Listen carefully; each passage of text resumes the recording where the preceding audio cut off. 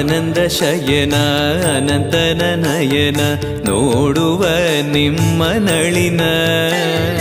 ವೀಣೆಯ ನುಡಿಸಿ ನಾದವ ಬೆರೆಸಿ ನಂದನ ಕರೆವ ಬದನ ಆನಂದ ಶಯನ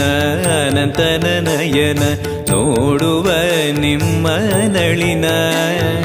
ವೀಣೆಯ ನುಡಿಸಿ ನಾದವ ಬೆರೆಸಿ ನಂದನ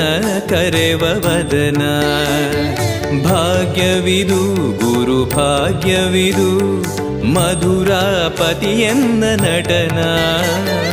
ಮಧುರವಿದು ಅದಿ ಮಧುರ